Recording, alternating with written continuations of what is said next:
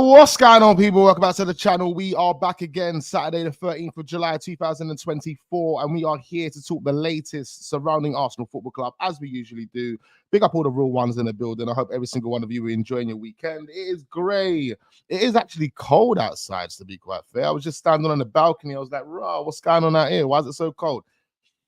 Yeah, interesting weekend ahead, ladies and gentlemen. We've got England in the Euro final tomorrow. I'm excited to see that one. England in the Euro final against Spain.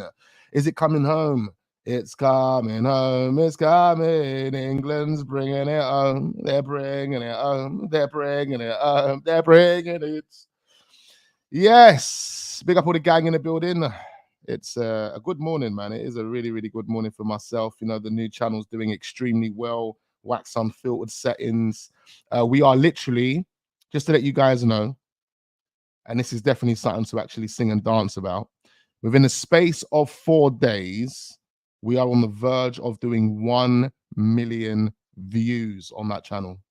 1 million views, ladies and gentlemen, in a space of 4 days. It is going incredibly well, and big up every single one of you that support the channel and all the new people that we've got going on over there. It is crazy. Big up Tamina in the building. She says, "Come on, Spain." Come on, man. We want to see England win something, man. It'll be incredible. Saka, Rice, you know, coming back to coming back home with the Euros trophy. That is incredible. That's incredible, man.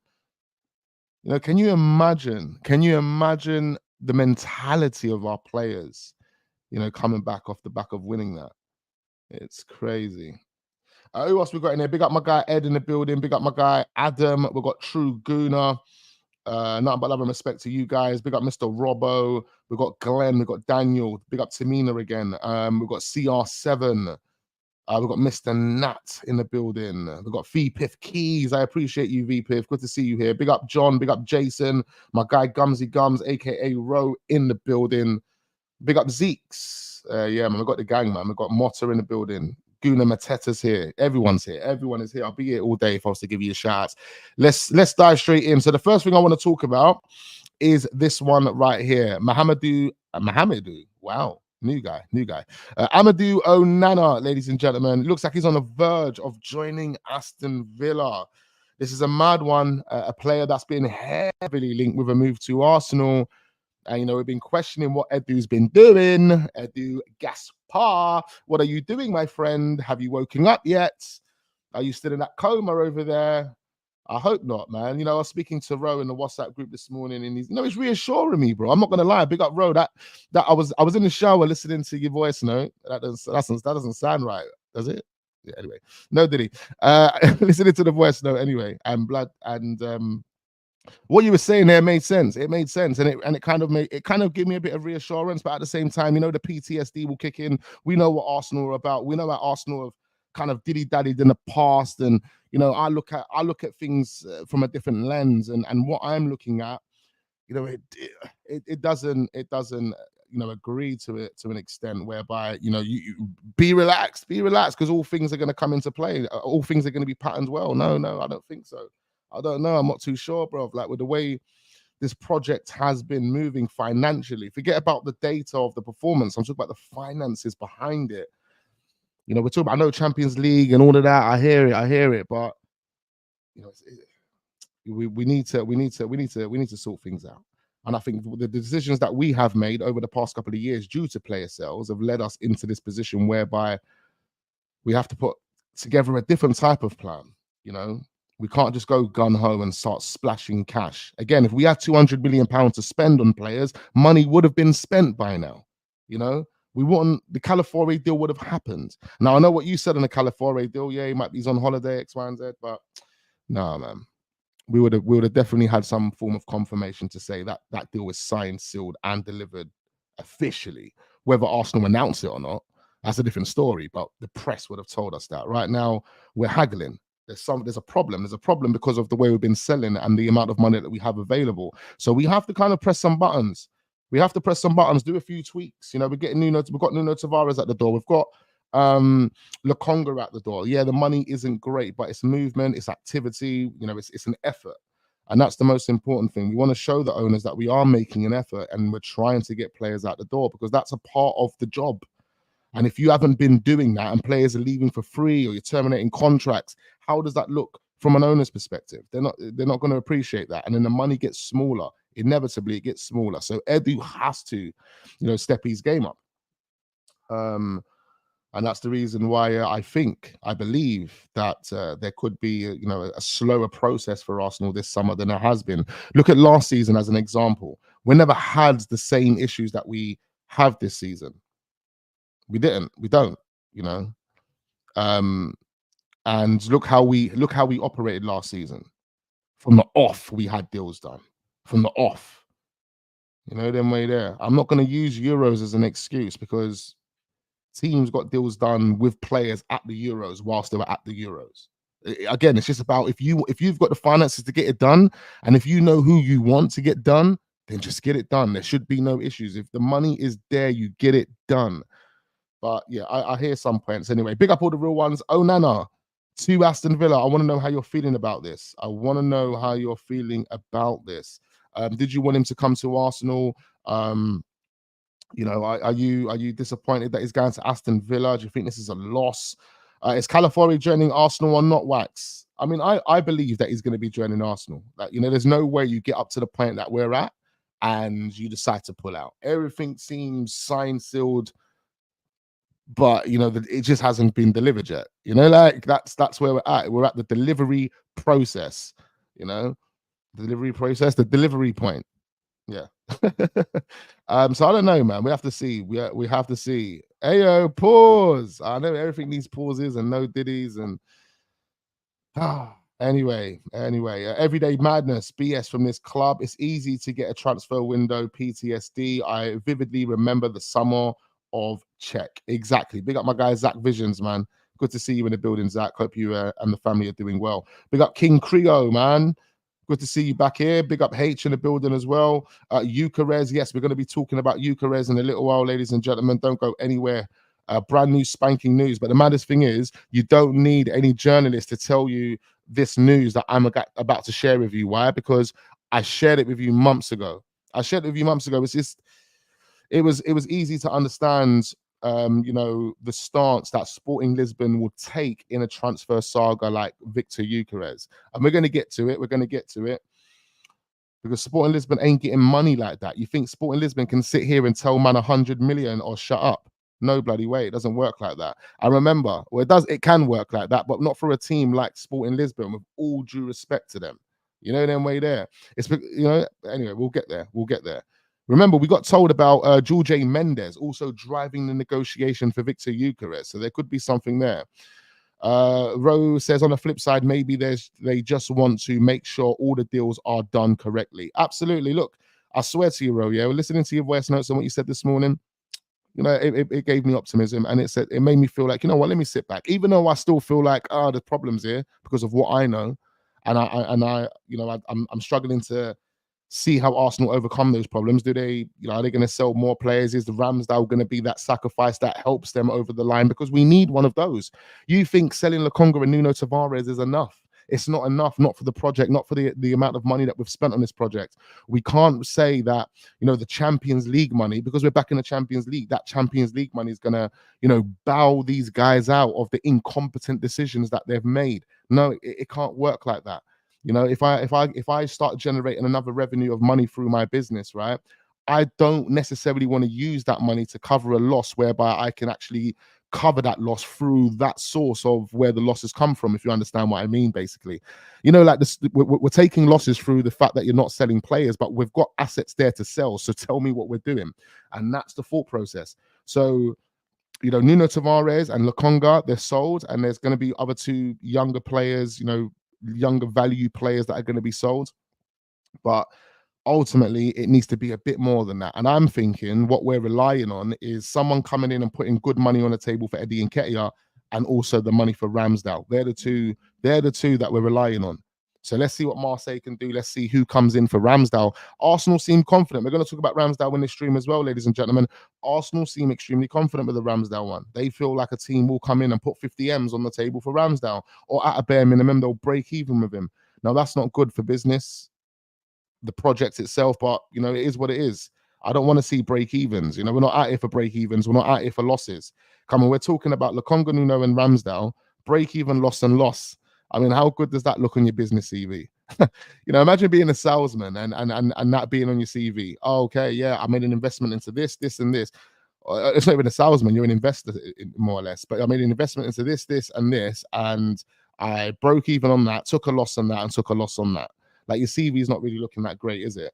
And that's how things have to be looked at, man. It's got to be looked at from those type of perspectives and that type of lens. You know what I mean? Gyokeres should be given the number 9 or 14 when he comes to Arsenal. More likes, says King Creo.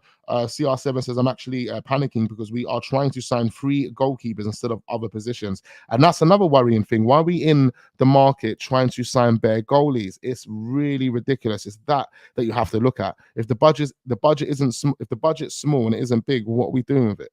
What are we doing with it? Are we spending it wisely? You know, we're wasting all this time, and then we don't spend it wisely. What was all wasting the time for? It just goes to show you that there was competence there was no clear plan there. And these are the things that I'm putting pressure on. Because listen, when you support something and you do business with someone or whatever, you want to hold them to their word. Do you know what I mean? I want to hold you to your word, bro. Like, even when it's your boy, family member, like this in life, you know what I mean?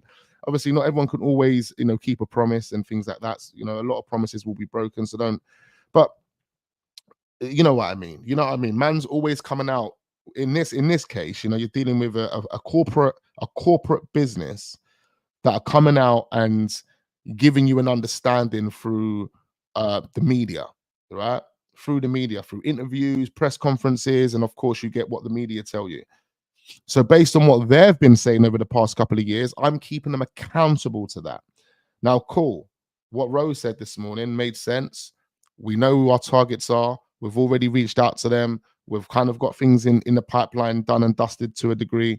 So we're just patient. We're relaxed. We're just going to announce them and confirm them when the time is right. Cool. If that's the case, then listen, I'm all up for that. But I just don't think that is. I really don't think that is the case, and this is where I'm starting to get concerns. The other keepers are for the under-21s, not Joan Garcia. So Joan Garcia is coming in to replace Ramsdale, and then you're signing a 30-year-old player from Wolves. He's not going in the under-21s. You know, it's only the Ajax keeper that's going to go into the academy. Do you know what I mean? We're signing. If we sign 2 more goalkeepers this summer, it means we sign 3 goalkeepers this summer. And then you talk about the youth player that's going to go into the academy. That's 4 goalkeepers, you know? So, and then we still kept Carl Hayne.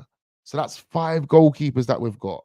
We've tied down 5 goalkeepers in one summer because Carl Hayne signed a new contract. What the hell is all these goalkeepers for? Why do we need bare goalkeepers? Why don't you do that with strikers? Why don't you get a bag of strikers, bruv? You know, and then why don't you get a bag of wingers? Why is this Don so fascinated with goalkeepers? I just don't get it, cuz.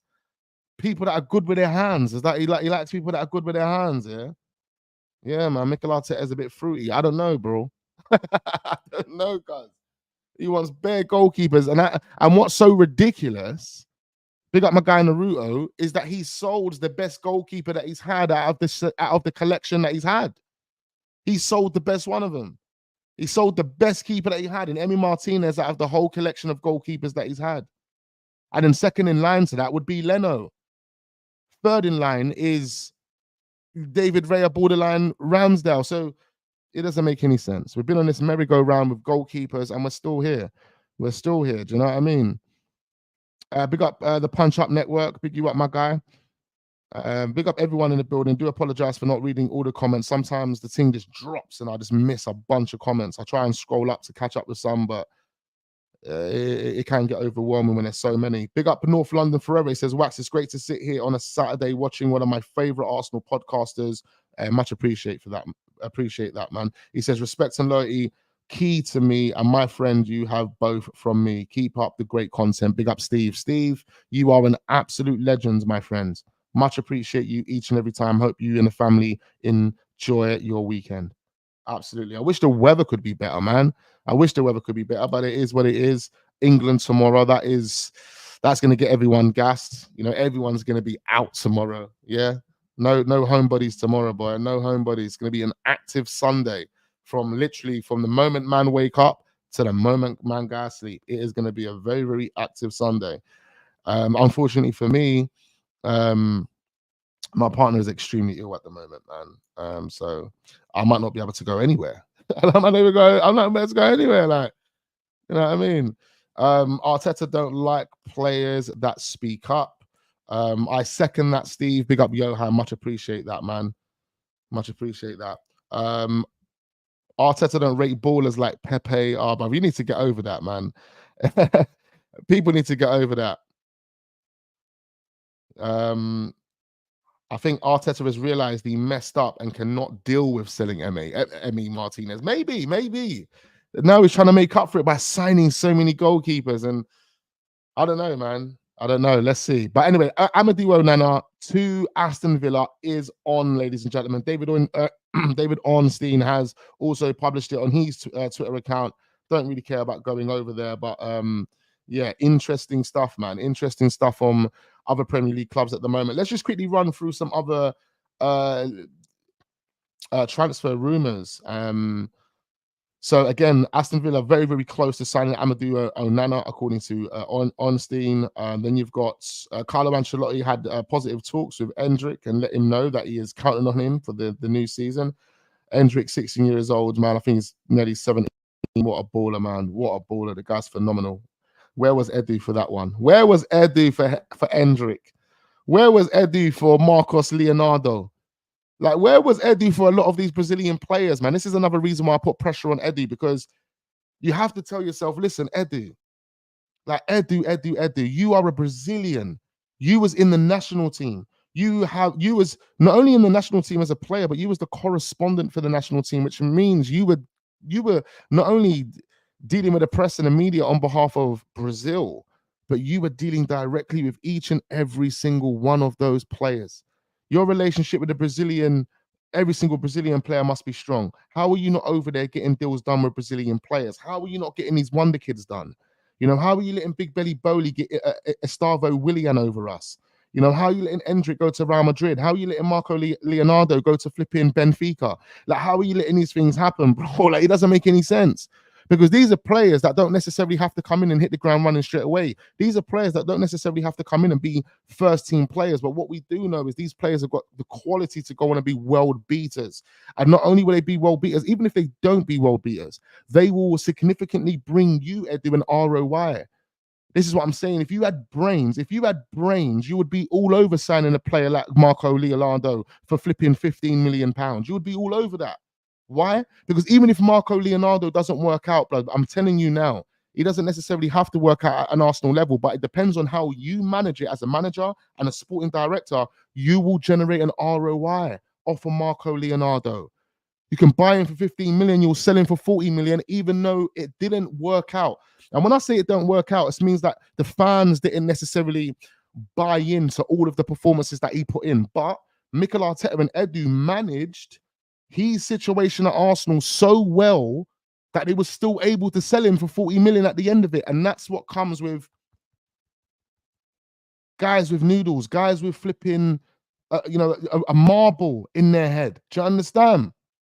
Bro, these guys, I don't think Edu gets it. Edu doesn't get it from that point of view. And this is the reason why I question him.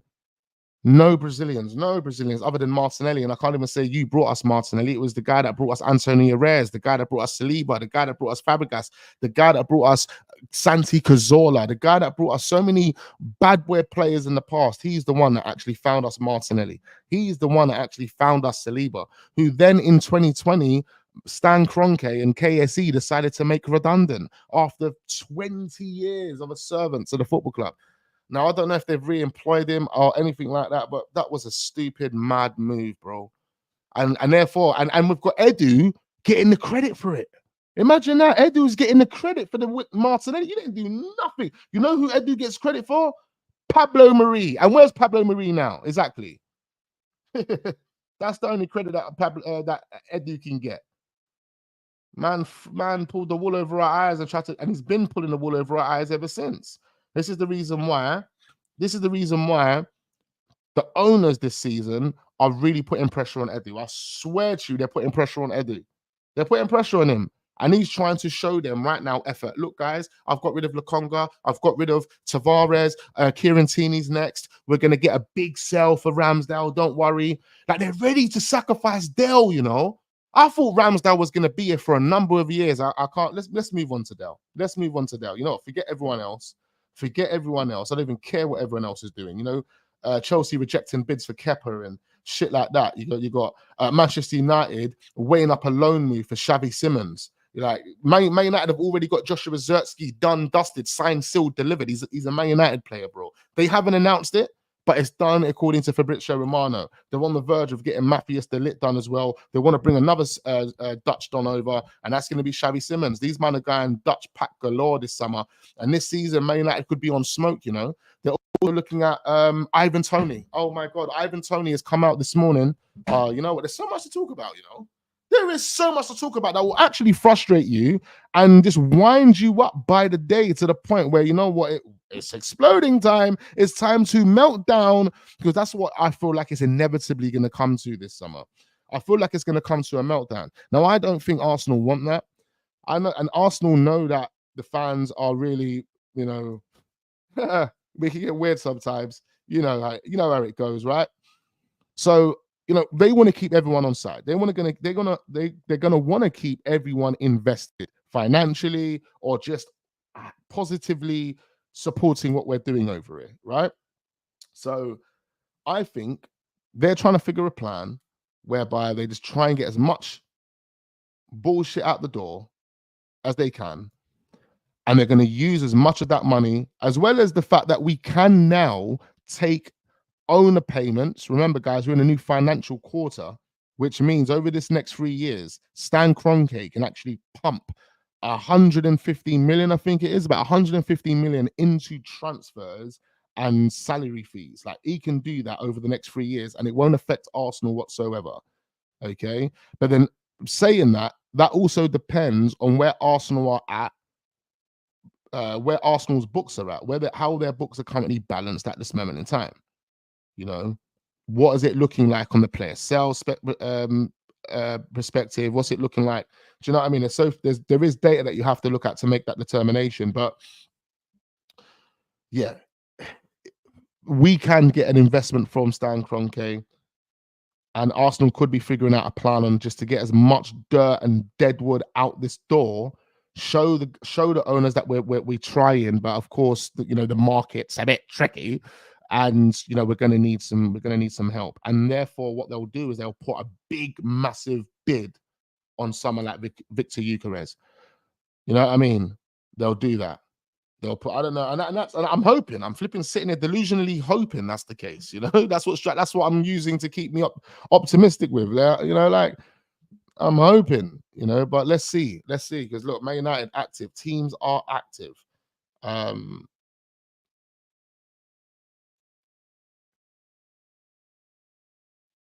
And just to let you know, like, this, Man United are still open to selling, say, Jadon Sancho, but he's been reintegrated back into their team or into their training sessions with Ten Hag. So, you know, if they can get Jadon Sancho playing balling out, bro, they could have a team next season.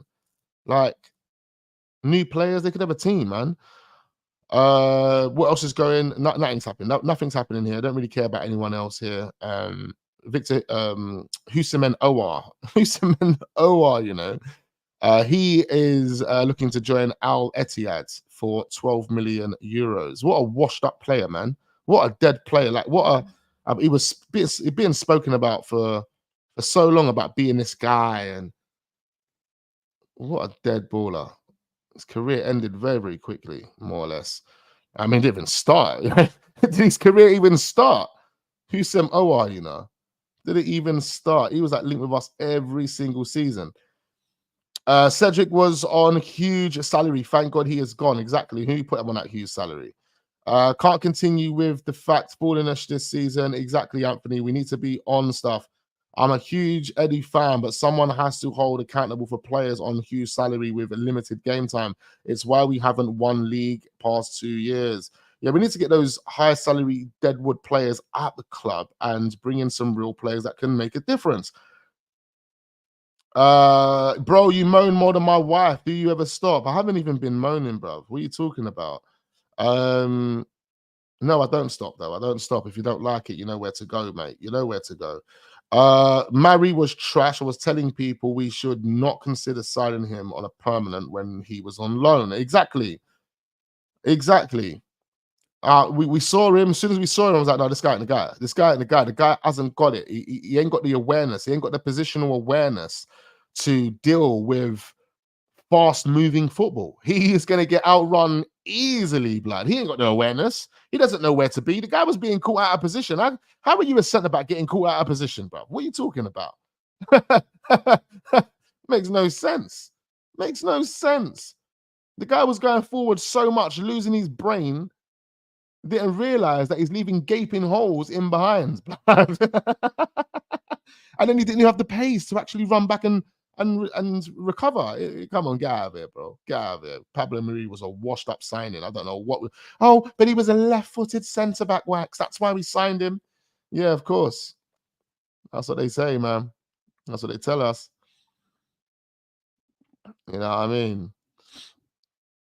Big up my guy Roland Sunday in the building. Good to see you here, broski. Big up all the members.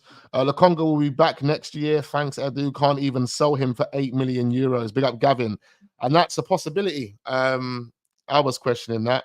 But this one I want to quickly talk about is breaking. Ivan Toney wants to join Manchester United, and his agent has already informed Brentford.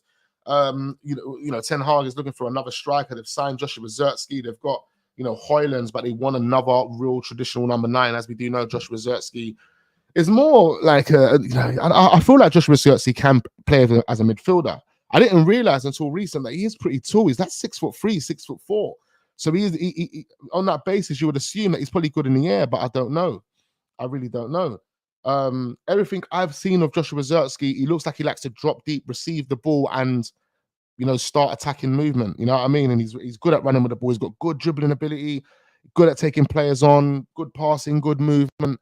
I wouldn't say that he's got that clinical finish. And this is the reason why I was saying when we were linked with him that I don't want Joshua Zertsky as the main number 9, because he doesn't really seem like a clinical guy. He looks like the guy that will get the ball into the box, but if you give him the chance to shoot, he'll probably miss. If you put it on the plate for someone, they're banging it, they're bagging it. And, you know, that's the difference. That's the difference. He's one of those guys. And I feel like we've already got that in a team. We've got that with Kai Havertz. Kai Havertz ain't the best of dribblers, but he can definitely get you into the box.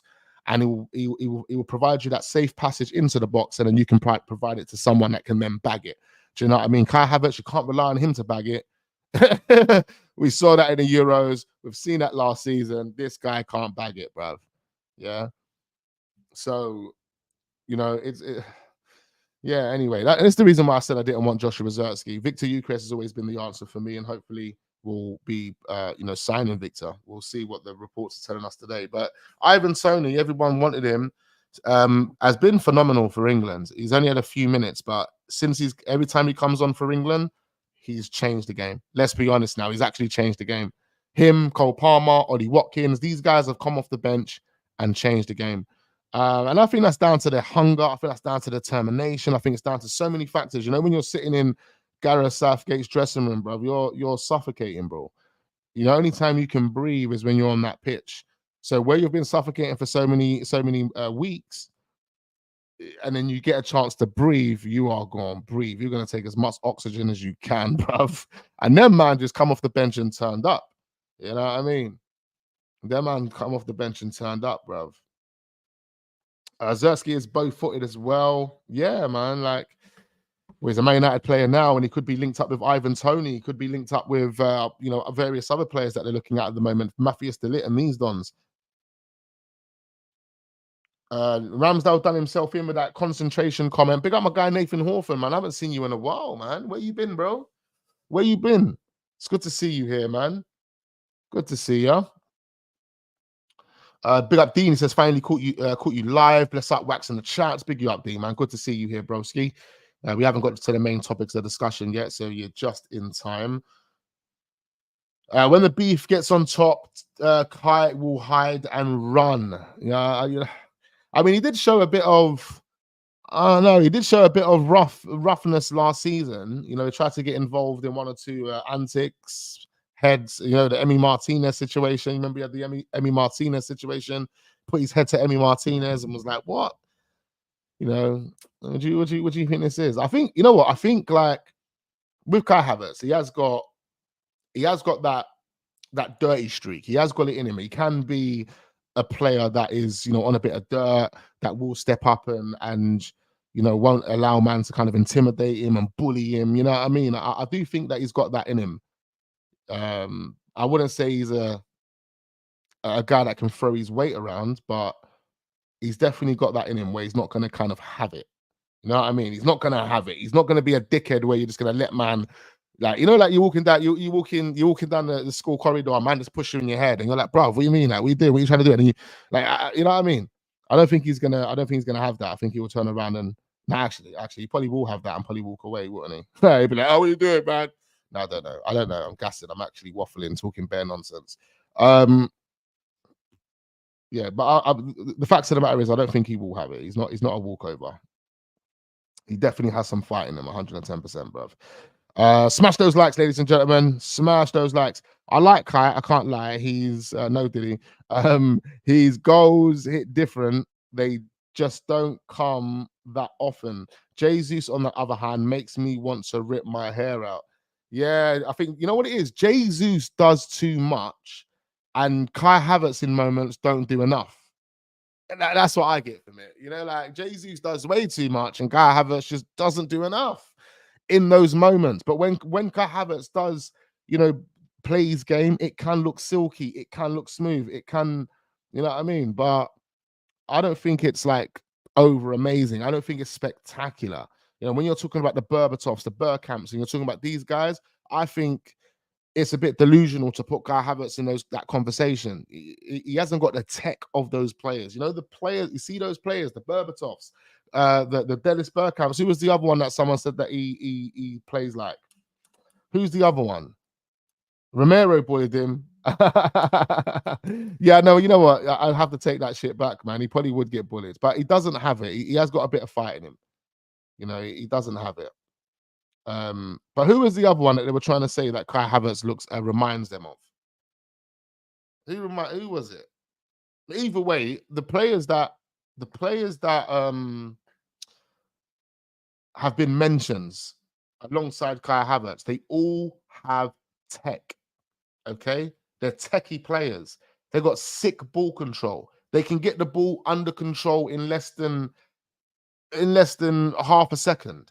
You know what I mean? They don't need to take too many touches. Their first touches. Yeah, oh yeah, he got linked. It was Van Persie. If they said he was like Van Persie, they are crazy. I was watching the highlights of Van Persie at Arsenal the other day. No bloody way is Kai Havertz anywhere near like Van Persie. Are you mental? That is disrespectful to Van Persie. And I even think Van Persie's a snake. Like, I think he's a snake, but I still think that's disrespectful to him. No way. He said his back to goal movement is like Van Persie. Oh, come on then. But you can then, if you're gonna say that, that's bullshit. That's even bullshit as well, man. Because if you say that, then you might as well say that about a bunch of players. You might as well say that about a bunch of strikers. Like you can't compare players based on one minor attribute. It makes no sense. You know how many skill sets players have? You know, like how many different qualities a player has, and you're gonna say, oh, actually, he reminds me of Van Persie because of the way he plays with his back to goal. Oh, well, maybe Chris Wood might remind you of Van Persie with the way he plays with his back to goal. Come on, man, that's bullshit. that type of comparison is bullshit. You can't take in pundits these days. Big up Henry, but that's an awful take. That's an absolute awful take. Awful take. Awful take. So anyway. You can go in League One. You can go in League One and you'll find a striker that plays with his back to goal the same way Van Persie did. But can he strike a ball like Van Persie? Can he take a player on like Van Persie? Has he got the tech like Van Persie? Can he get the ball under control like Van Persie? Do you know what I mean? Can he smash it, top bins from outside the box like Van Persie? You know what I mean? There's no point in making that comparison. That's forced. That's so forced and fake. It's so forced. It's like, oh man. Come on, like it's crazy. Anyway. So yeah, Ivan Toney moving to Manchester United potentially. It could happen. It could happen. Let's move on to Arsenal now, man. Forget everyone else. What's Mikel Arteta been waffling about? We've got this interview. I haven't actually watched it. I thought I'm going to save it for this. It's only 1 minute long, so we'll put this on the screen. Bear with me for 1 sec. Gonna have to stop sharing and then reshare this. Make sure we are hitting up the likes, ladies and gentlemen. Just over 150 of you locked into this. Much appreciate every single one of you. Please hit that like button. Get me over 100 likes in this video. I hope you're enjoying your weekend. If you're not living in the UK, then please let me know where you are watching from. Pretty interesting to find out. Clickbait, Viktor is not coming to Arsenal. Okay, it's not clickbait, bro. It's what the press are telling us. It's what the press are telling us. I'm only telling you what the press are telling us. But yeah, well, it could be clickbait from their perspective, and I'm just following their trend, didn't I? Where am I? I just want to put this on the screen. There we go. I found it. All right. Mikel Arteta. I mean, that's the only song I can sing for him right now, bro. I don't have any other song for him. Bro, here we go. All right, cool. So what's Mikel Arteta talking about? I don't know. Some people might have seen this already, but this is going to be new to me. Let's go.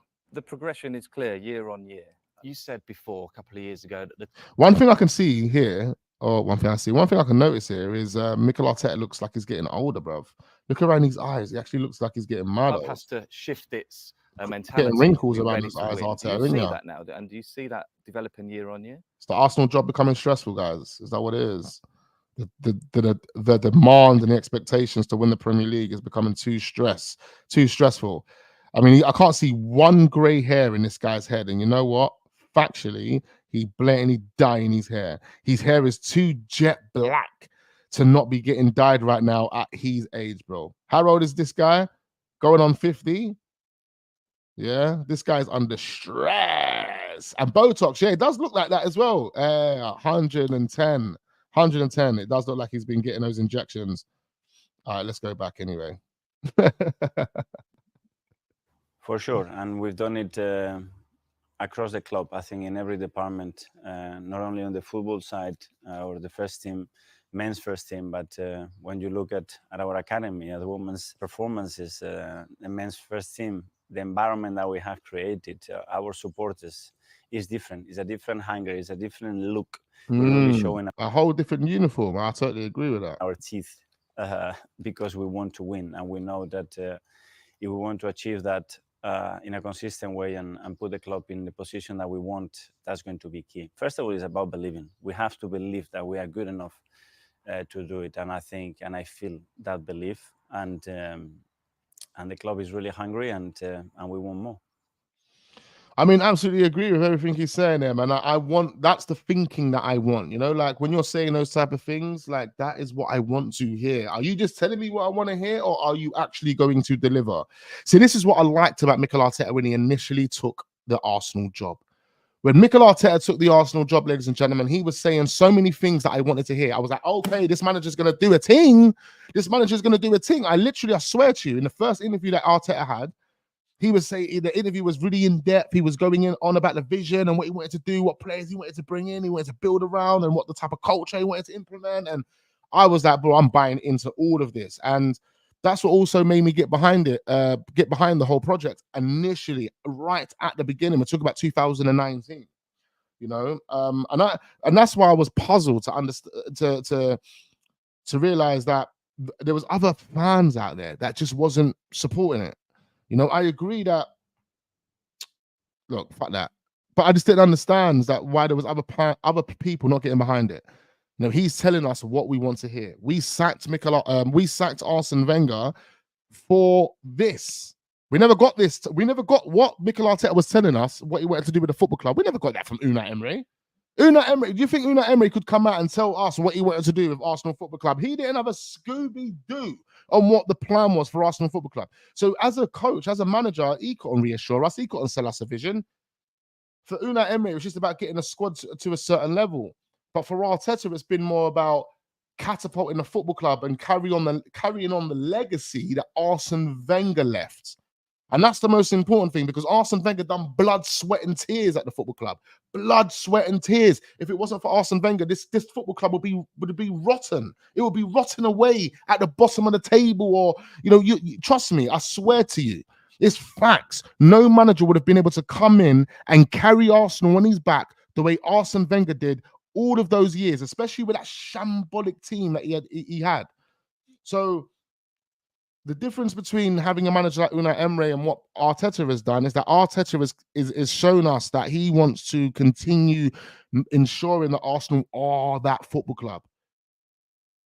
He wants to continue in the footsteps of Arsene Wenger, what Arsene Wenger built, and so on and so forth. And that's the reason why I bought into Arteta initially.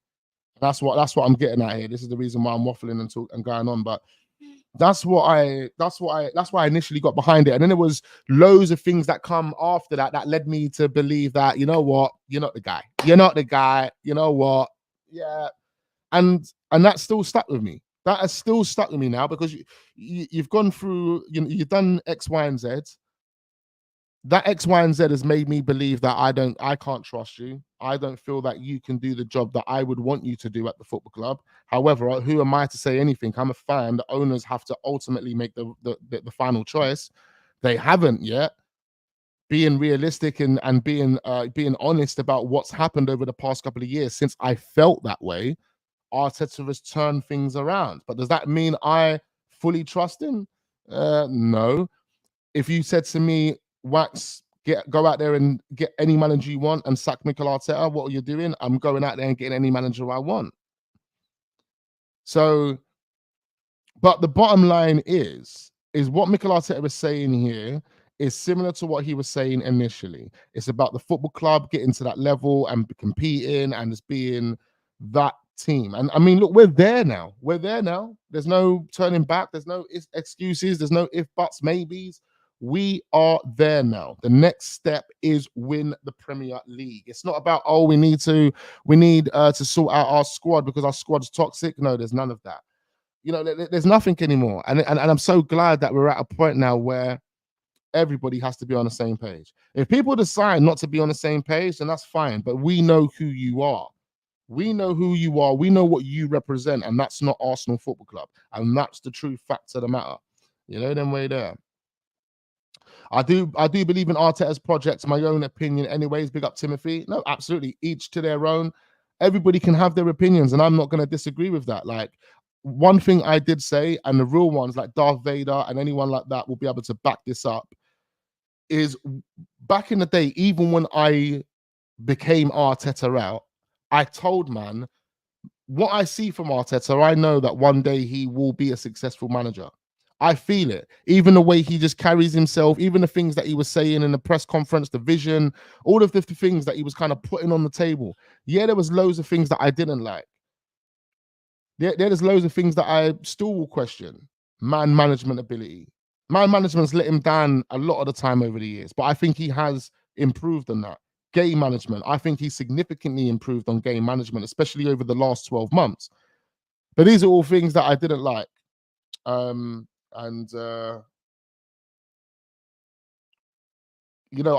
said, inevitably he will go on and be a successful manager, whether it's here at Arsenal or whether it's at another football club.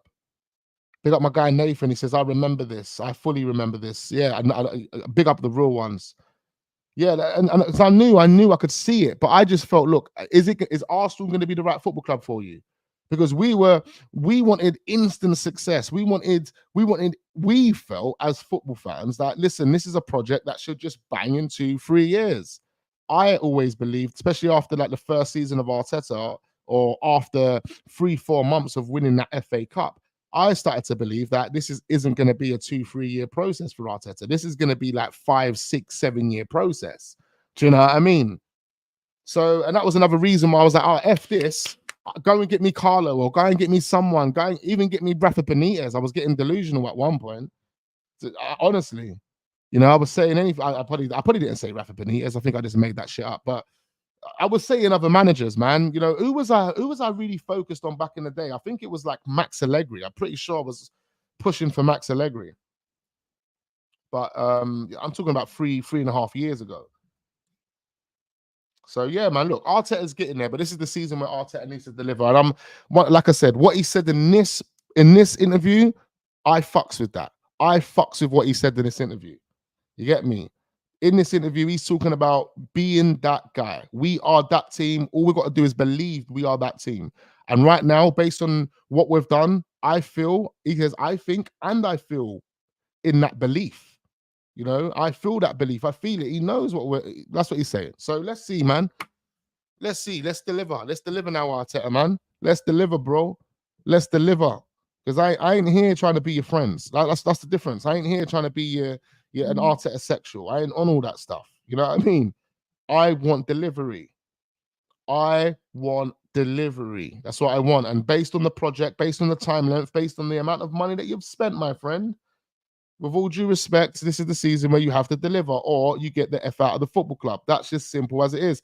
And as I told Ro and the rest of the guys in the WhatsApp group this morning, if Arsenal do not, and I told you guys on one of the streams the other day, if Arsenal do not win the Premier League this season, and they hand Arteta a new contract off the back of not winning the Premier League, I'm going to stop investing time and effort into Arsenal. And what that then comes with is probably not doing as much content on the channel.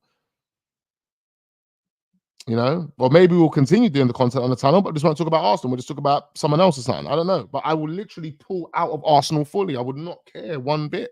Like, I will not have any emotional attachment to the football club if they decide to give Mikel Arteta a new contract off the back of not winning the Premier League. This is the season where they need to deliver. So, you know, let's see what happens. That's honest, Wax. I had enough when we ended with 8th and 5th, but after 2 second places, it's this season. Exactly. It has to be this season. You know, you wouldn't have expected Arsene Wenger to get second, and then, you know, the following season didn't have an expectation to win the league. You definitely would have an expectation to win it.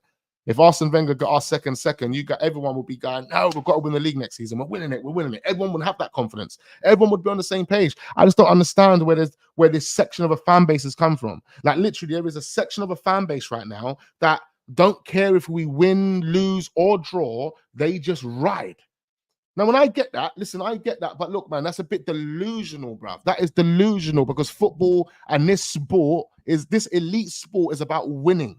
And we're involved in, we're not, like, if you had that mentality, yeah, if you have that mentality, you know where you need to be? You don't need to be supporting Arsenal Football Club. You need to go and support some team that's in some countryside. You know, go and support Huddersfield. Go and support Stockport. Go and support, do you know what I mean? Go and support those clubs. Go and support Lincoln. Go and support flipping, because then you don't need to care about winning trophies. Then you can be a delusional sheep fan, just celebrating and hoping that everyone in the community is okay. When you support a football club like Arsenal, it's the highest level of the pyramid. Yeah, it's not the bottom of the pyramid, it's the highest level of the pyramid. So you can't be a dickhead and say, oh, win, lose, draw, I support my club. You're a mug, bro. We need to be winning. Otherwise, what's the point of this? You might as well go and watch snooker. You might as well go and support their man in snooker. Might as well go and watch a bit of cricket and focus on that. Bro, I don't care about other sports, bro. My sport is football. I don't even watch NBA. I don't watch none of those things, cuz. No, actually, I do watch other sports. I watch MMA. I watch boxing. I watch fighting. Yeah, that's probably the only other sport I watch. You know what I mean? But football is my day-to-day, bro. And supporting a football club like Arsenal that has the biggest stadium in London, that is the biggest football club in London, bro, we need to have a different mentality than win, lose, or draw, I support my football club.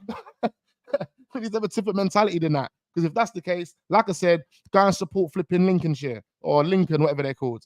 You know what I mean?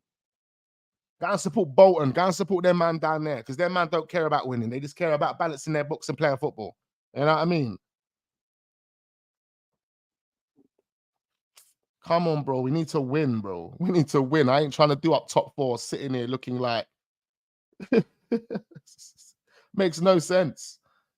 But I don't know where this mentality's actually come from. I don't know where it's actually come from. Like, there's a new section in the fan base where they're just happy that they support Arsenal. They don't care what happens. Just support. Just support. You shouldn't question anything. No opinions matter in this situation. It's just support the club, sing Mikel Arteta songs, wave in the stadium, spend thousands of pounds every single season, and just be happy, bro. Just be happy. That's crazy. That is an absolute mad life to live. Mad life. But I guess people are content with that. People are happy with that. Let them be, innit? Let them be. I don't want to be one of those guys. I want to be successful. You know, whatever I put my time and effort in, I want it to be successful.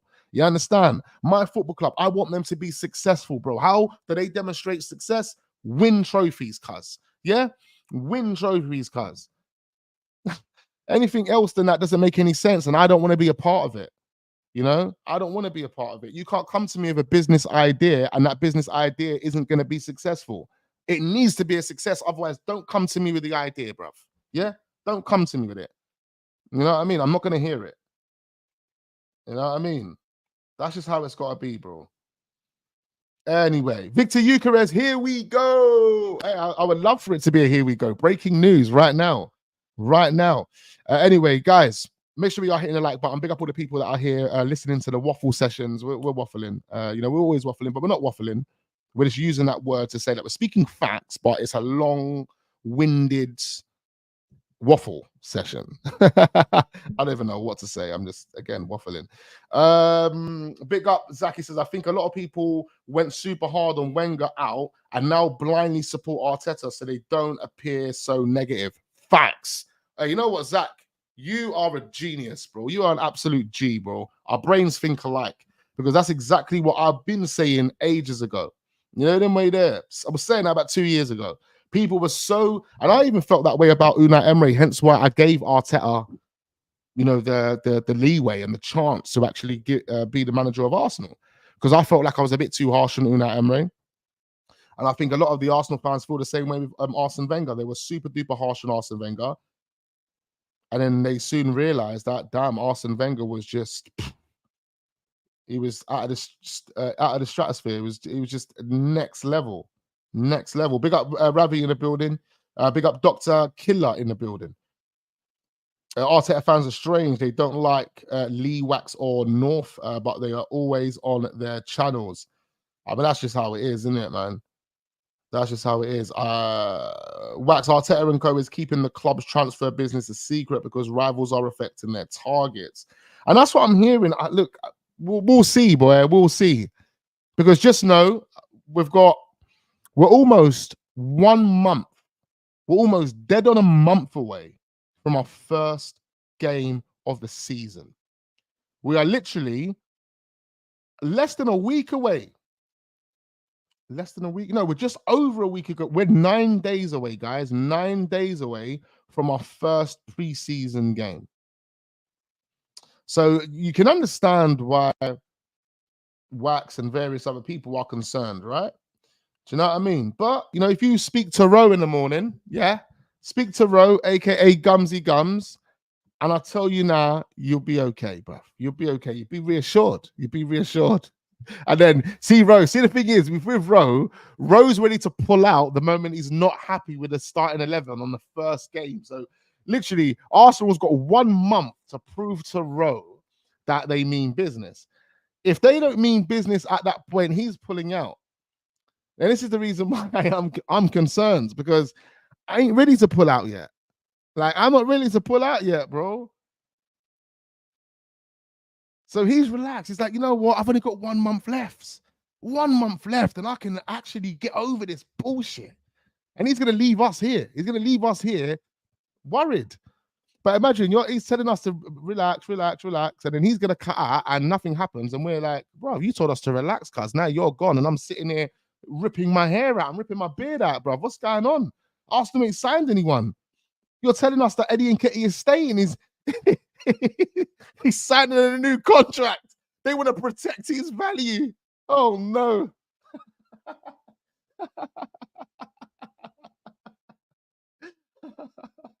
Oh, my God. Oh, my God. We're going to... Listen, there's going to be a meltdown at some point. I can tell you there's going to be a meltdown at some point. I'm telling you. Smash up the lights, guys. Big up the Invincible Gunner, man. Let me get through this Arsenal news. Otherwise, I'm going to be here all day. I've still got more content to record for the Wax Unfiltered channel as well, man. So it's busy Saturday afternoon, and I need to pop over to my mum's as well.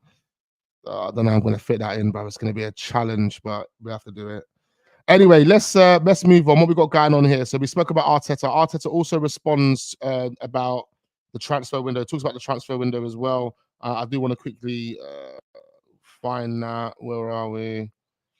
It responds to the transfer window and talks about the market. Now, listen, when he talks about the market, I don't really buy into everything he says, man. I think he's a politician, bro. He's been well. What's the words? He's been well coached. He's been well coached to kind of deal with the public and deal with like meetings and deal with the press, and he's been well coached. They probably might call it media coaching, but I wouldn't even call this shit media coaching. Media trained. I wouldn't even call what Arteta does media trains, bro. This guy is a politician. I'm telling you, he's been trained by Boris Johnson and them, man. He was sitting down with the Conservative. He's been sitting down with the Tories. They've been training him how to finesse man in front of camera. True say, he was talking about, nah, let's not even go there. Let's not even go there. The guys know. The guys know. Vote Arteta. He's been well PR'd. He's been well programmed, proper, mate. I tell you. And now he can deliver. He can deliver. Wax question: will Arsenal be bold and move Arteta on if areas fall short again? And this is what we have to wait for. This is the reason why I said, listen, I'll pull out if that's not the case. If they decide that they're not going to sack him, they give him a new contract off the back of him not winning the Premier League, bro. I'm gone. Then way there, I'm gone. I have to be gone, bro. The mentality has to come from the manager and the PR, and generally people have become sheep. Yep, facts. But anyway, what Mikel Arteta has said. So one of the questions that he was asked is about PSR and obviously why the market is so slow. Look, I think the question was, why is the market slow for Arsenal? Because the market isn't slow. What we're seeing in the market is a different strategy being applied by most teams. That's what's happening. Now, it doesn't necessarily mean that the activity is less than it would have been last year when teams are putting £100 million down on the table for players. Doesn't mean that. The activity is still the same. The teams are doing their scouting, their due diligence, their research. They're doing everything that they need. They're connecting with their players. They're doing everything that they need. But what they're doing now is they're managing transfers differently. The landscape has slightly changed. And maybe that's because of the financial quarter. Maybe that's because of the PSR rules. The fact that a lot of teams have been, since COVID, been wildly spending. You have to remember, you see C19, that was a season whereby all teams on the planet were allowed a season of just, you can take as many losses as you want. It doesn't matter. Take loss after loss after loss.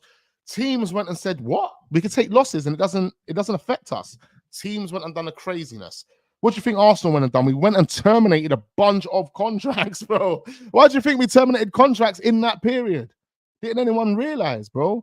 The moment the government and everyone was told that as a business, you can take several amount of losses and you ain't going to be affected. The debt's not going to be yours, basically. We'll cover that for you.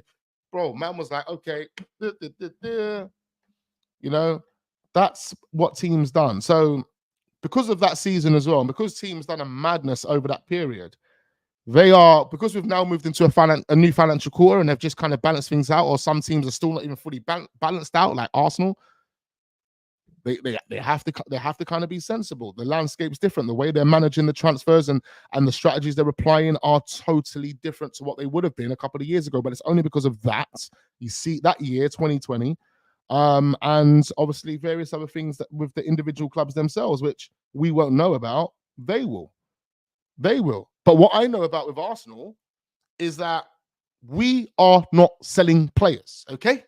We're not selling players. And if we are selling players, we're taking losses on those players. Losses. So that doesn't make any sense. And then that doesn't fit well with the rules and regulations with PSR. It doesn't fit well in with that. So again, I think, you know, because we're dealing with a politician, you have to read between the lines when you hear the answer. Okay? And when he's being asked about the market, why the market's slow, the market's not slow. The market is how active as it was before. Who the market's slow for is Arsenal. The market's slow for Arsenal. So the question, I don't know what the question was, but I believe the question was why Arsenal were moving slow, because I've read the quotation marks of this, but I can't remember the question off the top of my head. I'll be paraphrasing if I do. It does say here, in terms of what Mikel Arteta has said, is that PSR rules are slowing down deals in this summer window. Now, who are they slowing down deals for? They're slowing down deals for Chelsea? Are they slowing down deals for Aston Villa? Are they slowing down deals for Man United, or are they slowing down deals for Arsenal? Like, tell me who they're slowing deals down for, because no one is slowing deals. It's not slowing deals down for no one. How many players has Aston Villa signed, and how much money has Aston Villa signed players for? They're not slow, are they? Now, the money, like I said, the money might not be the same as what they've splashed before, but this is what I told you. The strategy and the landscape of the market is a bit different, but it doesn't mean teams ain't actively getting deals done. So when we're looking at the word slow, we need to understand what the definition of slow is, right? It's basically you're far behind other people. You're behind other people. You are too slow, bro, yeah? The question is, Mr. Mikel Arteta, why is Arsenal haven't signed anyone yet? And you're telling us that the market's slow. You're telling us that the market's slow. And then he says it's slowing down the deals in the summer window, with clubs more delicate to do business. More delicate. No, you mean Arsenal's more delicate to do business. Come on, bro. Stop. Like, anyone that looks at this and thinks, oh no, he actually means everyone. Yeah, he's talking about everyone. He's not talking about everyone. He's talking about Arsenal, bro, but he's making it look like he's talking about everyone without giving you too much information. This is how a politician would answer a question. If no one understands this, then I don't know. I don't really know. And this is what I've been telling you, man, all along. The problem for Arsenal right now is the project itself hasn't generated an ROI. And we're still not generating an ROI because every sell that we're making is a loss.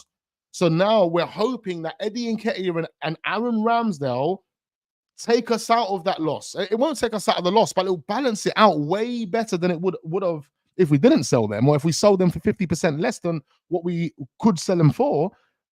But then the main point is that if we can alleviate that pressure, ladies and gentlemen, if you can alleviate some of that pressure, it means that you can then allocate more money to the fucking project. Okay? So if Arsenal want to spend more money this summer and they want to go gun-ho on big players, they need to skip players out the door. Even if Arsenal don't say, or even if KSE don't come along and say, oh, actually, there's an injection. Here's an injection. The money is always there because Arsenal generate enough money. But for the project itself, forget Arsenal. For the projects itself that's being run by Arteta and Edu, it's in debt. And the PSR and all of these things that regulate our football are telling us that if we do X, Y, and Z, it can fuck us in the arse. No diddy. So, Edu, come here and fucking do your job, mate. That's what it means, okay? See how you're getting me wound up now? Because when I think about it and I start putting it on the platter for you to start helping you understand what it really means, what these politicians really mean, then you'll understand where Arsenal are at. I told you, man, brains are wired differently, bro. I see this differently. The lens I look at is totally different to everyone else. Right now, Arsenal are trying to focus on getting a few player sales at the door, and hopefully we can get a big, massive signing over the door. It makes through the door. It makes me actually think it could be the reason as to why this Calafiori deal is actually dragging out. Do you know what I mean? They're dragging out. You know them way there. No, it's not about Bob. Listen, bro, it's not about who they've signed. It's not about who they've signed. This is what I'm saying. You're missing the point. The players Chelsea and Villa have bought are no one Arsenal wants. And let's be honest, none of the signings they have made have been big. Well, Dewsbury Hall for them is a big signing. It's a big signing for their new manager, Enzo Maresca.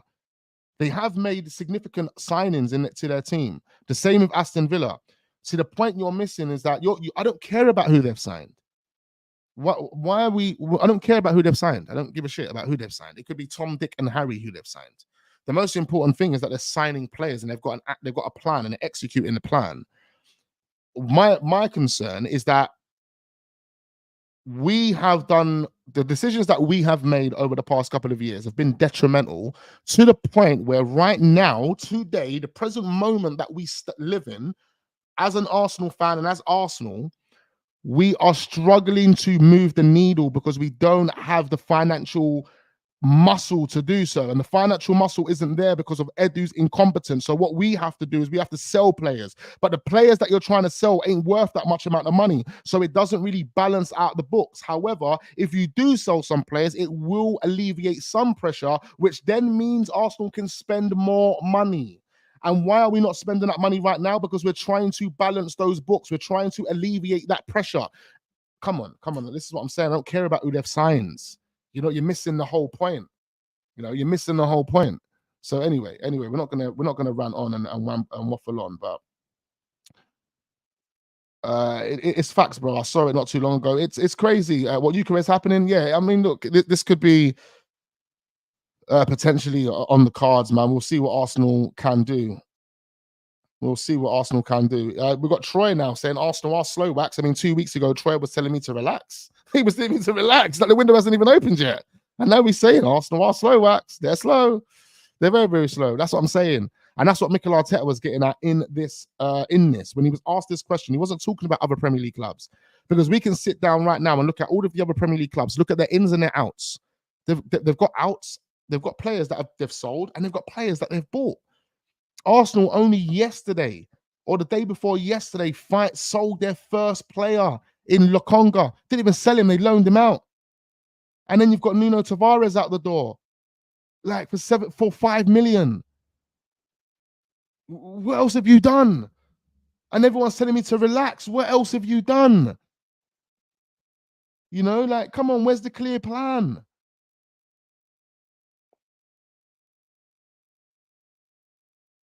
They're trying to bridge the gap, so they're moving fast, just like, no, row, man, come on, bro. I understand where your mind's trying to go with it. I understand where your mind is trying to go with it, fam. But you have to just face the facts. I know you wanna have all of this optimism. You want to sit there and say that, oh no, just relax. Arsenal are going to get it done. Arsenal are going to get it done. But I'm telling you the real reality of what's keeping us from getting it done right now. You understand what's preventing Arsenal from getting it done right now? Why is Arsenal not spending the money right now? Why is Arsenal delaying? What's going on with Arsenal? And I'm telling you what it is, but it's like you're coming back with an excuse for the other football clubs. And I'm like, bro, it's not stop it. Because what you're doing is you're making excuses for other football clubs. Forget who they're signing. Forget what process they're in. You know, Arsenal are doing what they're doing right now because they have to sell players and they have to somehow alleviate pressure, financial pressure, because of the incompetence that they have made. That incompetence stems from player sales. That incompetence stems from also terminating contracts and making no ROI on those players. Players that we as a football club financially invested in. Business doesn't work the way some people think it works. This is how it has to work. And you know, inevitably, these things are going to catch up on you. They're going to catch up on you, and that's where we're at right now. It's caught up on us. So hopefully, look, I'm hoping, I'm literally hoping right now that we have a plan to alleviate this pressure, and we get that plan done. We execute it. It might be longer than what we as fans want and what we expected and anticipated, but ultimately, the plan is getting done.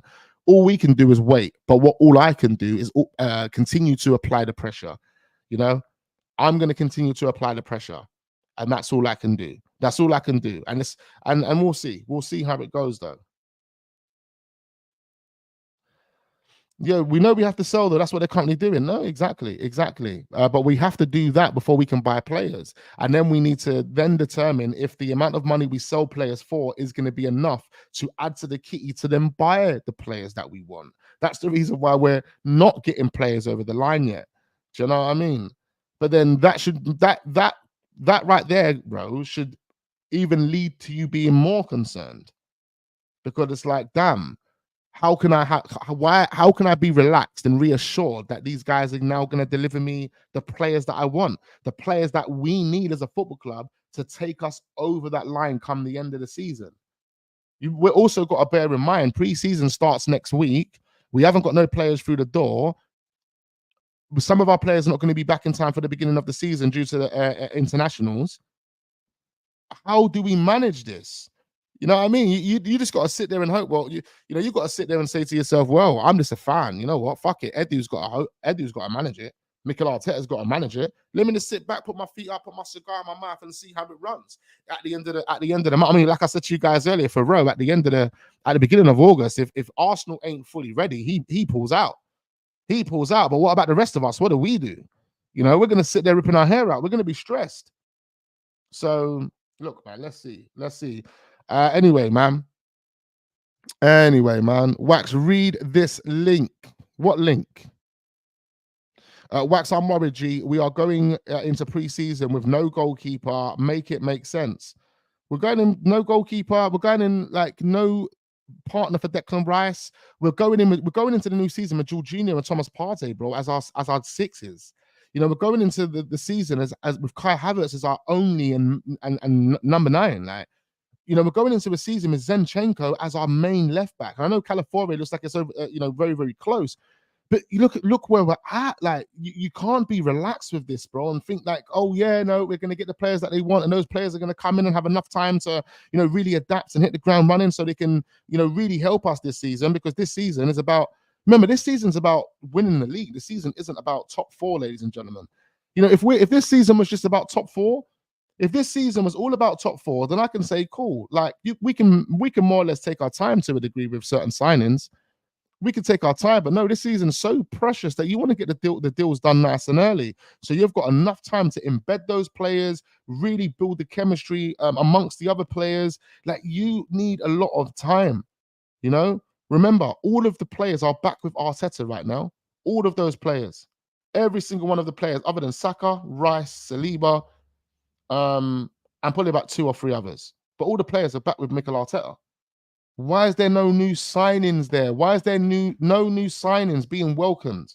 Makes no sense. Makes no sense. You know what? There's actually, what's even worse about this, just to quickly mention, what's worse about this is that all those players have gone back to link up with Mikel Arteta, knowing that there's at least 10% of them that are going to be sacked and axed. They're going to be sacked and axed. How much? Come on, think about it. Do I want players that know they're up for sale, players that know they're no longer wanted at my football club, training with my new guys, training with the team in general, coming back? I don't want it. These players, like, let's just use an example. We'll use you know, we use Eddie Nketiah as an example. Now, I don't think Eddie Nketiah will be much of a problem, but I'm just going to use them as an example because this is possible. This is possible. But Eddie knows, and Eddie's would have known for the past 2 months that he's no longer wanted at Arsenal. We don't want you at the club. We've told your agent, we've told you have no future at the football club. Now, Eddie and his agent are sitting there in March, April, thinking, all right, cool, my future's done at Arsenal. Come the summer, like, I want to find myself a new club. Let's start looking now, or X, Y, and Z. Let's do whatever we want to do, right?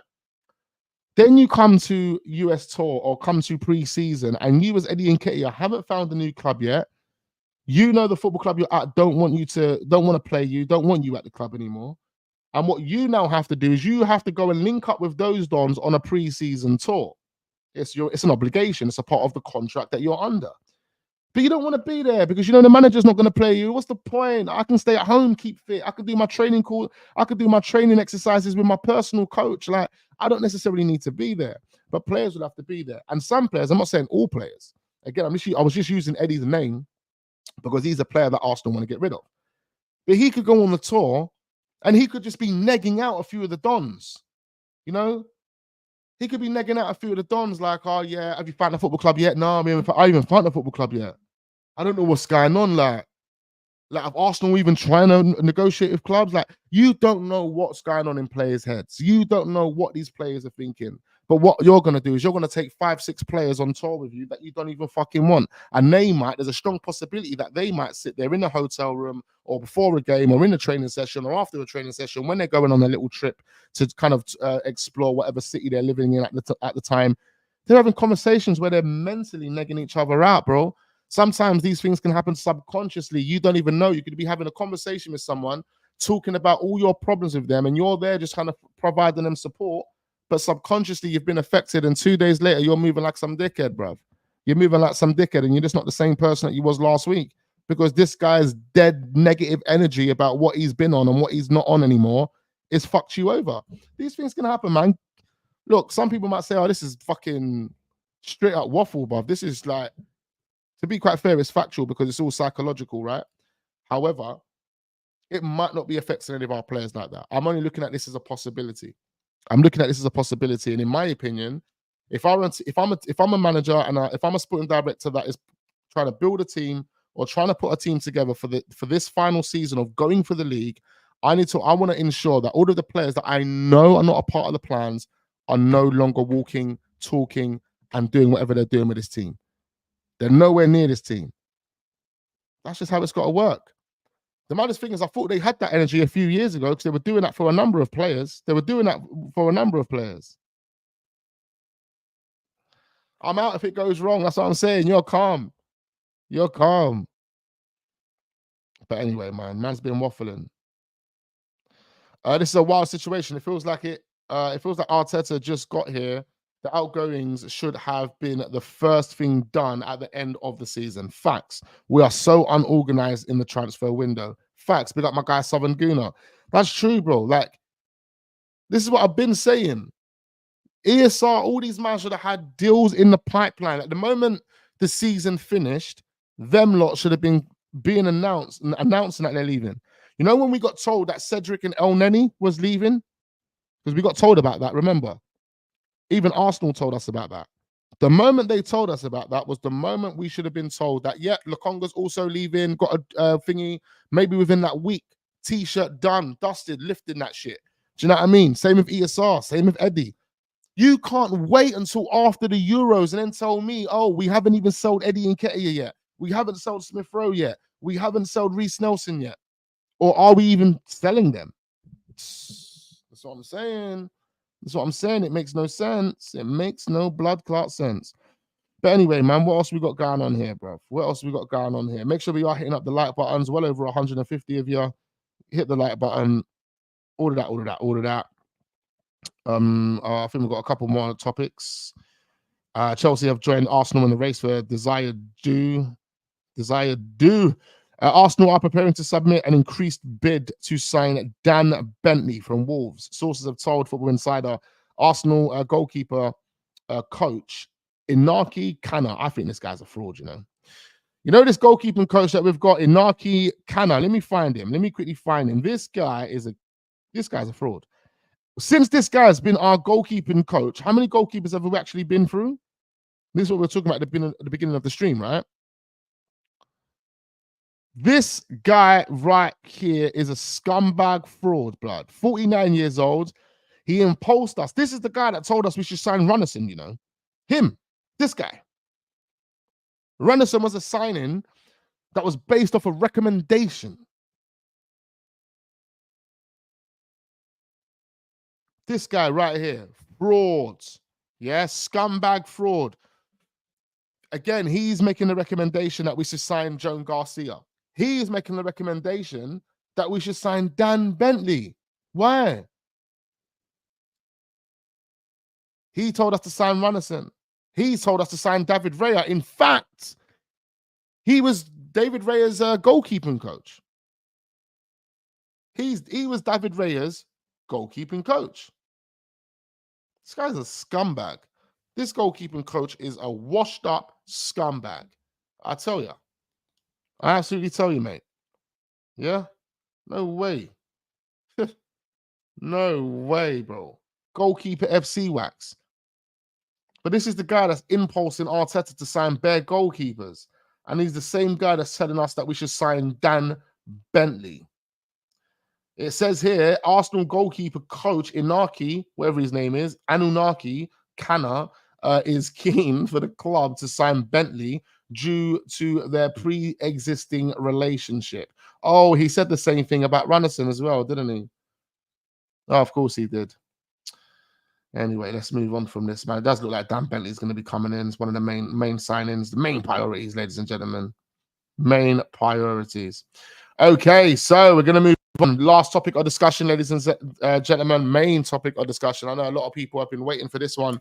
Viktor Gyokeres, is he going to be joining Arsenal? Hit the like button before we find out. Let's get over 100 likes on this video. It's easy peasy lemon squeezy to do that, especially with the amount of people we've got in here. And do subscribe to the Wax Unfiltered channel as well, man. That channel will probably do 10K. We'll probably be on 10K by today. Imagine that. 10K. 10K in 4 days. That is incredible. 10K subscribers in 4 days. And we are on the verge of hitting 1 million views in 4 days on Wax Unfiltered. You guys need to subscribe to that channel so you can join me on the journey. All of the real ones, we are going to be on the journey. Fasten your seatbelts. It's not even a joke. We've got real people supporting what we're doing over here as well. You know, it's going to be, trust me, that's going to take off and it's going to take us into a next stratosphere. Yeah, that's what it's going to do. And over time, it will also help Wax Online grow. Wax Online will just be growing organically just with that channel as well. So come on, guys, join the gang, join the community, get over to Wax Unfiltered, subscribe to that channel, be here every day, 11:30, because we're always going to be here. And let's enjoy the journey. So we're going to talk about Viktor Gyokeres. This guy, incredible player, my favorite player in terms of, you know, strikers at this moment in time. I don't think there's a striker on the planet that is better than Viktor Gyokeres and can do what Viktor Gyokeres does. Like, Viktor Gyokeres is the best pressing striker on the planet. He's got one of the highest work rates. He's clinical. He can pass, he can move, he can win aerial duels. Like, this guy is a really put together player, man. Like, it's incredible that nobody was able to identify this. And I think people did in fact identify Viktor Gyokeres, but for whatever reason, no one pulled the trigger. And Sporting Lisbon did. And now Sporting Lisbon are reaping the rewards and the benefits of that. 15 to 20 million they paid for him. Now they're going to turn over a nice profit. They've got a good goal return, good, you know, GA return. You know, it's lovely now. It's lovely. It's like, one thing I did say to you guys a few months ago, and again, the real ones in the chat will remember, is that I said Sporting Lisbon are not a team that can haggle. They're not a team that can haggle. They're not in a position to haggle. I don't care if you had Cristiano Ronaldo at your football club. I don't care if you had X, Y, and Z at your football club. You, Sporting Lisbon, are not a team that can haggle. You're not. You're not. The only team that have tried to haggle or been haggling over the years is Benfica. Every other one of those Portuguese teams, they're biting the hands the moment it's there. You know, the moment you put your money on the table, they're biting the hand. Benfica they've been a bit different. I think maybe their sporting director has been a bit shrewd, been a bit more ruthless. And I think out of all the teams in Portugal, out of all of those teams, I think Benfica probably generate the most money. I think it's either them or Porto. Either them or Porto probably generate the most money. But Sporting Lisbon don't have a backbone. Them man don't have a leg to stand on when it comes to haggling. Honestly, they don't. The moment the player says, listen, I want to leave, or the moment a club comes along and puts an amount like 15 million on the table for a team like Sporting Lisbon, they're going to bite your hand. They're going to bite your hand.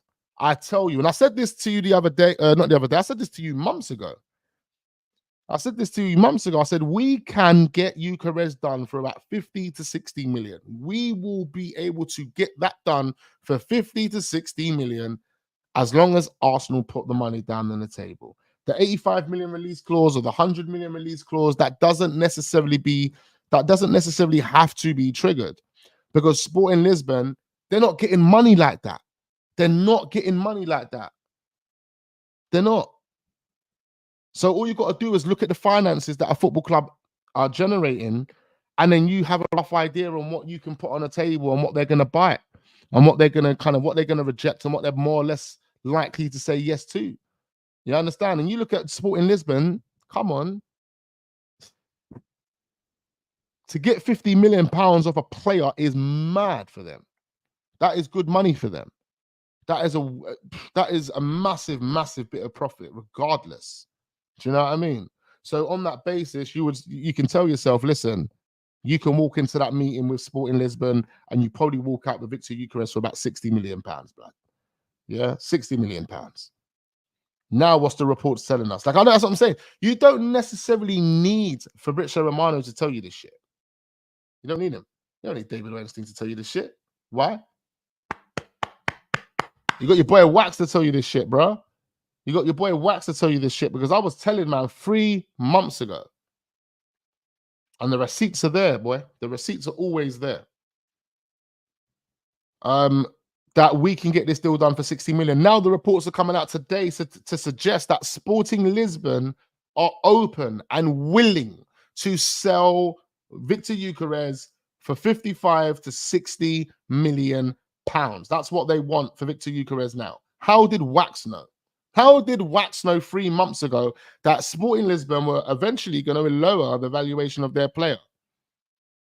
Come on, man. So now I'm hoping that Edu does walk into that door and get the deal done. Maybe it was Jorge Mendes, the pressure from Jorge Mendes that, you know, made Sporting Lisbon say, all right, don't worry, guys, we'll lower it to 55 million. We'll lower it to 60 million. You know, we'll give us 55 million. We'll take it up to 60 million, including add-ons. You know what I mean? Arsenal's going to walk into the Sporting Lisbon boardroom and put 50k on the table. They asked for 50 mil. Edu wires over 50k. Oh shit! He sends the email to the chief, to the CFO, and the CFO wires them 50k. They must have thought they were paying them some sort of advance, like what, 50k advance? What, we paid him a week's wages in advance or some shit? I mean, Gyokeres, how much money would Gyokeres come with? Like the package, the financial package, I think would be an astronomical one, especially when you've got Jorge Mendes driving the negotiations. If it's true that Jorge Mendes is really driving the negotiations of this deal, then do expect that Viktor Gyokeres is going to get an astronomical contract. It's probably going to be one of the highest earning players. It's probably like his first biggest contract, but it could be his last kind of mega money contract. And that's the same with Ivan Toney. That's why I think Ivan Toney is going to go to Manchester United. Ivan Toney don't care what top 6 club he goes to. He just wants a top 6 club. You know what I mean? He doesn't care what top 6 club it is. He just wants a top 6 club, and he wants a big mega contract. I think that'll be the same for Viktor Gyokeres. Get it done, Wax and Edu and Mikel Arteta. Absolutely. Watching you from Poland. Big you up, my guys. Big up all the guys from Poland, man. We've got a number of subscribers that watch from Poland. None but love and respect to you guys. Benfica are the biggest fraudsters in football. 110. They've been doing up brown bag envelopes. This is what it's about, man. This is what it's not what it's about. But this is what teams are doing. This is why Benfica have been able to get crazy amounts of money. Like, what you got to do? What do you think you have to do to understand how they're brown bagging? How do you do it? How do you understand that Benfica are brown bagging? Go and look at the teams that they're selling their players to. All of those teams, all of the teams that they've sold their players to, Benfica, all of the teams that they've sold their players to, guess what? They've got reputations for brown bagging. Atletico Madrid, reputations for brown bagging. Yeah? Chelsea, reputation for brown bagging. You know, like Benfica is selling their players for astronomical figures to teams that are brown bagging. You understand? Sporting Lisbon ain't stupid.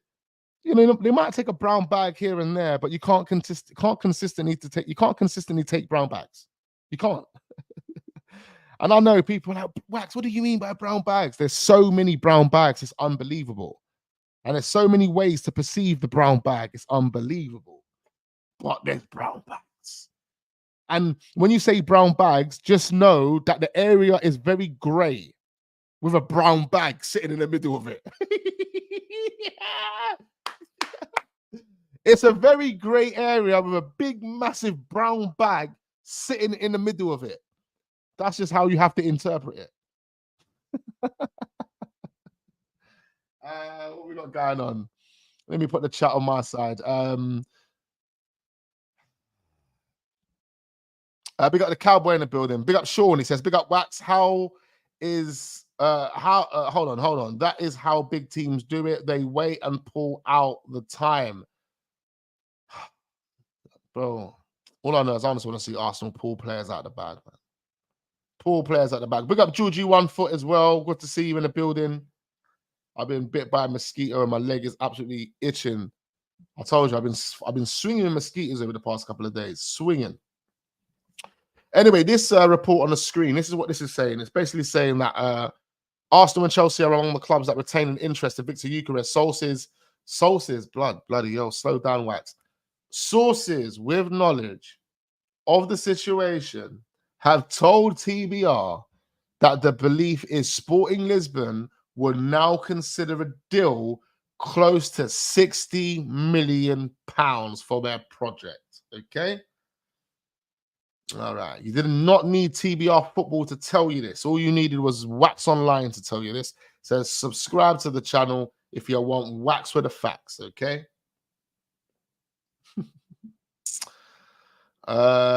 Anyway, so yeah, Viktor Gyokeres, man, this will be a fantastic signing, man. This is what I believe Arsenal will pull out the bag later on in the season to kind of make up for the incompetence and the slow start that they've had at the beginning of the season. It's been slow, it's been really sluggish, lethargic, underwhelming at this moment in time. It's good to see that Lokonga's gone on loan with an option, so potentially seeing him back. It's good to see that Nuno Tavares is gone.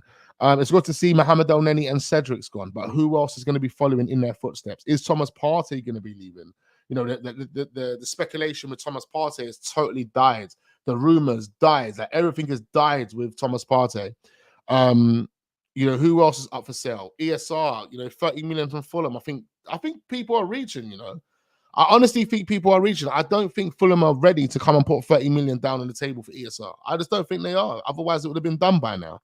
Some sort of negotiation for ESR would have taken place. All we've heard is that Fulham are interested and Arsenal want this amount of money for him. And that's literally all we've heard. We don't know anything more.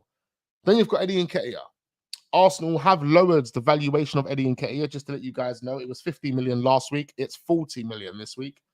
Pretty sure Eddie obviously listened to our streams whereby we called him out. Because you know why I have to say these things, right?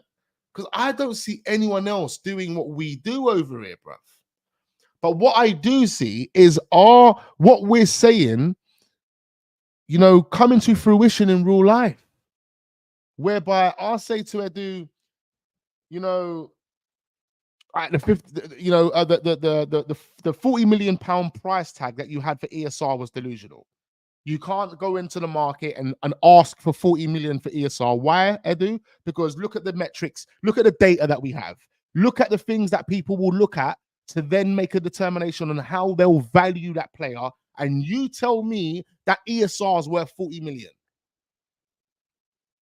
Because the data we have tells you he's not worth 40 million. Literally, we done that stream, guys, didn't we? We done that stream. 2-3 days later, what did we hear? Edu has lowered his price tag to 25 mil. So someone must be watching us over here, I'm telling you, because no one else out here is giving Edu this stick and telling Edu what it is and what it shouldn't be the way we are over here, blood. We're putting pressure on. And this is the reason why I say someone from Arsenal must be watching us. We must be landed on Edu Gasper's desktop. We must be, innit? Oh no, I'm waffling. It's straight up delusion. But you love to think it that they're actually taking this shit on board. They're taking it on board. Why would they not take in what the fans are saying on board? If they look at and if they listen to what we're saying and they think, you know what, that makes logical sense. Why did we not think of that? That makes logical sense. Why did we not make that decision? Then I'm sure they're going to be more inclined to, you know what I mean, bruv? They'll end up hiring someone saying, you know what, guys, this is Wax Online. I just need you to sit there and watch his streams. He goes live 11:30 every day. Watch him. He's on for about an hour and a half. Just write down anything key that he says. Anything key that he says, write it down. It might not just be for me. It could be for everyone. It could be for AFTV. It could be for League Gunner. It could be for anyone. You know what I mean? Like, come on, bro. Could be for anyone. So But I do think these clubs pay close attention to content creators. They definitely do, bruv. I don't mind if Partey stays. He still offers us strength in the squad. Okay, but in what games, though? In what games? Because if it... I don't know, man. I don't know. I don't know. Sorry, man. Like, after seeing Thomas Partey in the back end of last season, I don't know, bro. I really don't know. He can't run anymore. He literally can't run. He can't run. He's not the octopus anymore. So I don't think I could trust Thomas Partey coming off the bench. Unless we were playing a team whereby we're like 4-0 up and you got 20 minutes to go, then maybe you can trust Thomas Partey coming off the bench. But, you know, the team's exhausted. You know, the opposition I'm talking about, the opposition's exhausted. No one's trying to really have a go. They're losing 2-0. They've given up. There's 25 minutes to go. Yeah, Partey, come on. I don't know, man. Partey couldn't outrun Kevin De Bruyne. He was and he's hardly rapid. That's what I'm saying. And Kevin De Bruyne had a ball at his feet. You have to remember, when you're running with a ball at your feet, you're more slower than when you're running without the ball. So when you're seeing man blatting with the ball, and the tech is so on point, their ball control is so on point, bro, they must be a real runner in real life, guys. Like proper runner. Like Martinelli, I know if Martinelli's doing 100-meter sprints, Martinelli is blowing out. Like there is, like when you look at Football Manager and they're telling you Martinelli's acceleration and pace is only 16 and 16, you're like, nah, you're lying, bruv. You're lying. His pace has to be about 18. His acceleration must be about 19. Martinelli is really fast, bro, especially when he gets going as well. And there's other players that are just literally blatters. Not 5-0 up. 5-0 up, and then you're looking to bring on 43-year-old Thomas Partey. You know, like, imagine like these man caught him with a fake passport. Imagine that's what they realize. It's like, Partey, your English passport doesn't match up to the passport that we found in your bag. You got this Ghanaian passport here, and it says on here that you're 57. 20 years younger. Blood, that's a thing, you know, as well, you know. Obviously, most of us guys should know, but it is a thing, isn't it? Where a lot of African players, like even Kanu, like, you remember that was a rumor back in the day with Kanu, bro. We actually thought Kanu was, way older than what he was. Don't you remember that? I remember the media blew it out of proportion. They started talking about it, trying to tell us that they found some sort of passport where it said Kanu was some 51-year-old granddad. And it's true, bro. Kanu couldn't even run. Like, you watch Kanu run, it's like when he was running, it was like he was jogging, but he was still moving, but it was like he was jogging. It's like he had a weird kind of run, but he's ball control. When you talk about ball control, Kanu's ball control, next level. Arsene Wenger always identified guys that had brilliant ball control. Kanu's close ball control was next level. Kai Havertz wish he had that Kanu ball control, bruv. Yeah, he wish he had that Kanu ball control. Man's talking about Berbatov and Van Persie and all these dons. Bruv, Kanu's ball control was next level. You know, and you got Bergkamp as well, man. Imagine that, Bergkamp and Kanu, bro. Damn, man. You got they're proper techers in the final third. Proper techers. Outside foot curlers, top bins and that. You know what I mean? You ain't seeing dons do that in this Arsenal team. No one can bang an outside curler. No one can bang a curler from outside of their boot in this Arsenal team. Like, tell me who's got the tech to do that. Like, who's really got the tech in this Arsenal team to lick a curler outside their foot and top bins? Top bins. The closest person to doing something like that is probably Fabio Vieira. Fabio Vieira is probably the closest. That's mad wild as well. That's mad wild to think that Fabio Vieira is the closest player in this Arsenal team that can hit a ball with his outside foot and put it top bins. Put it top bins. Listen, I would love to see what your questions would be, what your answers would be for that question, sorry. Too many Cali packs. You know, there was one waiting for me right now, cause I'm saying, bro.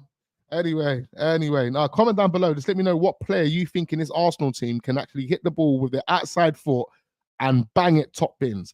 The only other person, I will probably agree with you, Zach, as well. I was going to say Odegaard. I don't even want to throw him under the bus like that because Odegaard's he's my guy. Odegaard's like probably my favorite player. No, he's not. Saliba is, but one of the favorite players at Arsenal for me, blood.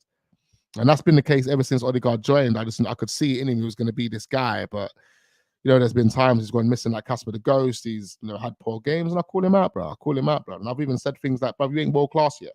You ain't world class yet. But I said that about Saka, and I've said that about Saka, but it's about moments. And you know, when I said that, it was rightly so. But then you go back to last season, Odegaard proved to be a world-class player last season. People might look at his GA and say, oh, but Wax, his the GA should have been there, but we had Kai Havertz up front, we had Eddie Nketiah up front, okay? The GA, the overall data that Odegaard produced last season for number 10/number 8 was the best on the planet, okay, out of all the top 5 clubs. So, all the top 5 teams, top 5 leagues, sorry. So, Odegaard's massively improved. Massively improved. But Odegaard, I probably would agree with that. Maybe Trossard as well. Maybe Trossard, yeah. Like, maybe Trossard. Lushane says Fabio Vieira before Arsenal. Fabio Vieira's got tech, man. Let's see what Fabio Vieira can do this summer. He's had no links with any football clubs, so you can only assume that he's going to be staying, going to be playing. Let's see what he does, man. ESR by fluke. Yeah, ESR by fluke, perhaps by fluke, but he won't have he ain't got the tech, man. ESR ain't got the tech. He ain't got the tech. I used to think ESR had the tech, and it's not like it's bad tech. He's good. Like, it's not Kai Havertz. It's better than Kai Havertz. Like, ESR's like ball control, you know, manipulating the ball, you know, overall technique with a ball at your feet. He's better than Kai Havertz. He is. Shooting, he's better than Kai Havertz. He is. But there's levels to this. This is the point. There's levels to this. And the people that we were actually talking about and comparing these players to was Berbatov, you know, it was Dennis Bergkamp, you know, Carnu, you know, we're looking at players whose tech was a next level. And I know you guys remember that back heel goal that Carnu scored. That goal was brilliant, bro. One of the best goals I'd seen at that time. I don't think I'd ever seen a bad boy goal like that back heel from Carnu. It was beautiful. Yeah, Odegaard at a push, no one else. Yeah, man. But anyway, I want to wrap this up now. It's been a pleasure. There you go. An hour and 45 minutes worth of waffle. And yeah, man, I know you guys enjoyed it. It's been a nice number of people in the chat today. Make sure you hit the like button. Do subscribe to the channel. I've still got more recordings to do, man. As we do know, we've got James Slater to talk about, mate. We got Jay. I call him James. I keep calling him James, but his probably name is James. But Jay Slater, man, like Jay Slater, lost and not found as of yet, but hopefully we'll get there. So yeah, a lot of content to record. Make sure you hit the like button before we leave. Big up Steve, big up Rizzo, big up my guy Alex, big up Legend in the building, big up Whittle, big up the Cowboy. Big up Lushane as well. Big up my guy Ace 12. Big up my guy Zach Visions. Big up Ashley Pope. Big up my guy H. Oh, pardon me. Big up Classic Gooner as well. Big up Gemiola. So many names to mention. Big up every single one of you. Make sure we are hitting the like button before you leave. Before you leave. Big up Yardman Jamaica, Tamina, everyone that's in this beautiful building. All right, guys, hit the like button. Do subscribe to the channel. Make sure you subscribe to the Wax Unfiltered channel. New content dropping today, tomorrow, every day. We're dropping content on that channel every day, and we'll obviously be back here tomorrow at 11:30. Talk a bit more about England. Get ready for the final. All of that, guys. Look forward to seeing you then. Enjoy the rest of your lovely weekend. Peace.